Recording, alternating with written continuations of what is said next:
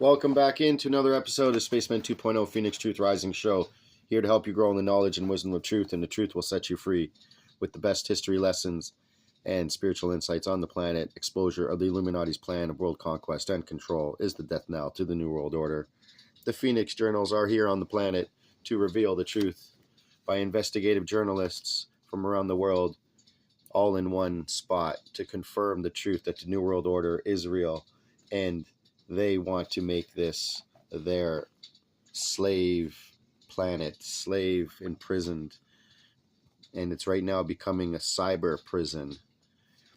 And one way they've done that is by creating the Freemasonic society to slowly be the leaders in every place where they control it. And we all know the ones with the little hats control the Freemasons. So let's get back into what these Freemasons do with their sharp, pointy instruments on penalty of death for exposing their secrets. So a quick recap of the last episode. We went into the mystery religion and how Babylon means actually confusion.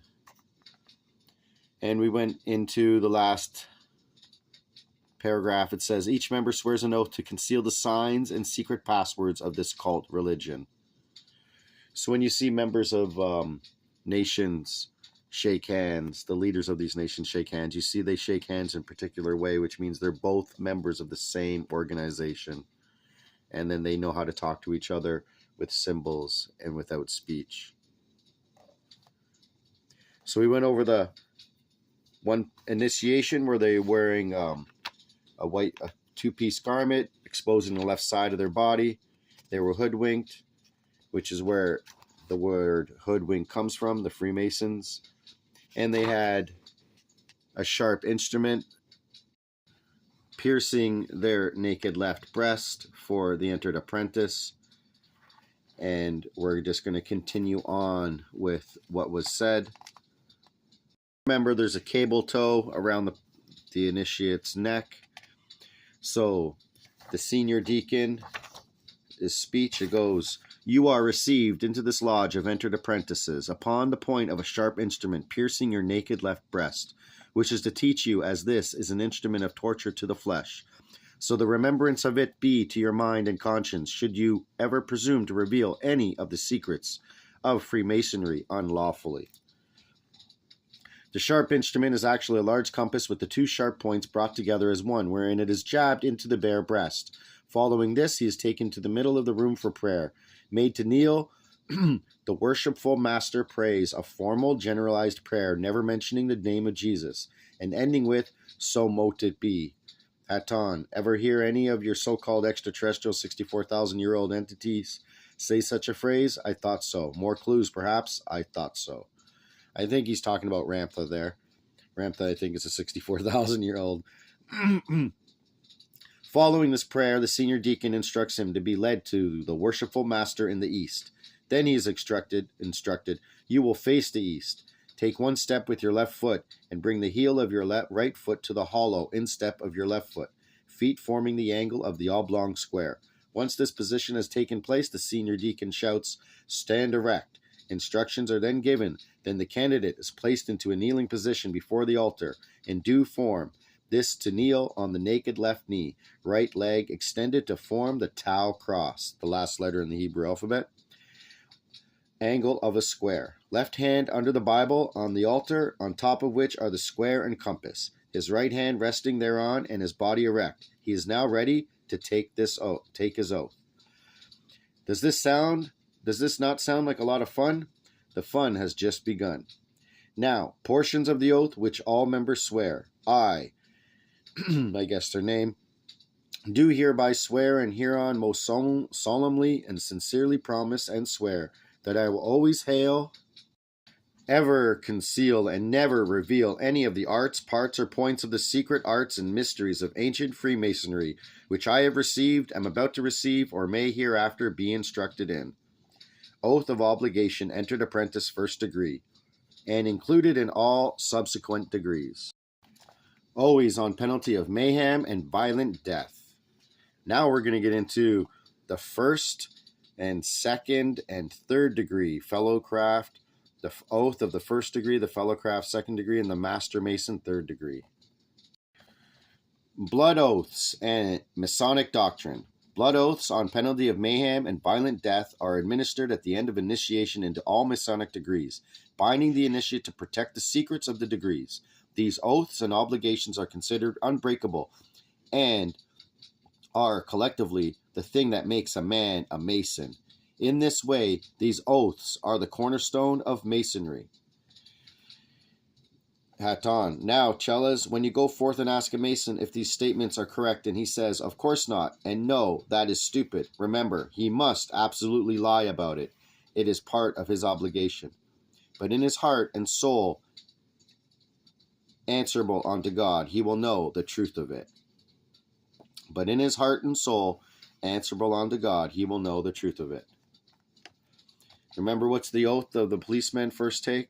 It's a peace oath, to become a peace officer and keep the peace no matter what. So if you're mind a police officer of that, it might be a good thing.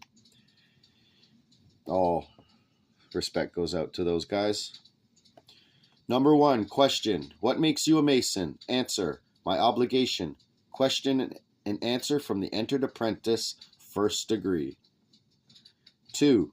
Binding myself under no less a penalty than that of having my throat cut from ear to ear, my tongue torn out by its roots, and with my body buried in the rough sands of the sea, a cable's length from the shore, where the tide ebbs and flows twice in 24 hours. Oath of the first degree. 3. Binding myself under no less a penalty than that of having my left breast torn open, my heart plucked out, and given to the beasts of the field and fowls of the air as a prey. Fellowcraft, second degree. Number 4. Binding myself under no less penalty than that of having my body severed in twain, my bowels taken out and burned to ashes, the ashes scattered to the winds of the heaven. Master Mason, third degree. 5. In willful violation whereof may I incur the fearful penalty of having my eyeballs pierced to the center with a 3-edged blade, my feet flayed, and I be forced to walk the hot sands upon the sterile shores of the Red Sea, until the flaming sun shall strike me with a livid plague, and may Allah, the God of Arab, Muslim, and Mohammedan, the God of our fathers, support me to the entire fulfillment of the same, from the oath of obligation, ancient order of nobles of the mystic shrine, Shriners. Isn't that interesting? They never mention Jesus or God or Christ. They mention the God of Arab, Muslim, and Mohammedan, the God of our fathers. Interesting. Because Allah, there's different 2 names for Allah, the Allah and Allah. And there's 2 different meanings, really. And the Shriners have the Muslim kind of symbology with the sickle or the half circle for the moon. But the way it is, it's such a sharp kind of crescent that it's not really the moon crescent.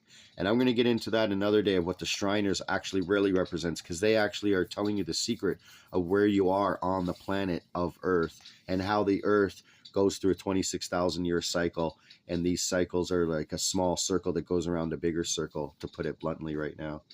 So they know these truths and they don't tell us, but they keep them hidden in plain sight. Carrying on. From the above blood oaths taken, we can now understand why Masons never talk about their religion to profane non-Mason persons. Who becomes a Mason? Your next door neighbor, the man down the street, city fathers, attorneys, most especially Zionists, judges, most especially Zionists, policemen, school teachers, some preachers, legislators, congressmen, and yes, lots of presidents.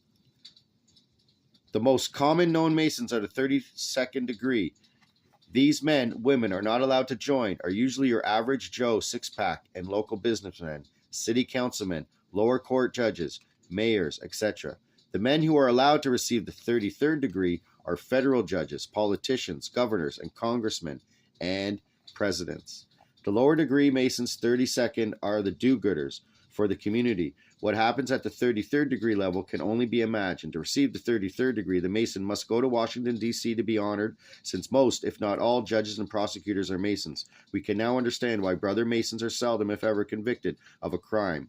This can be attributed to the following oath. You must conceal all the crimes of your brother Masons, and should you be summoned as a witness against a brother Mason, be always sure to shield him. It may be perjury to do this, it is true, but you're keeping your obligation.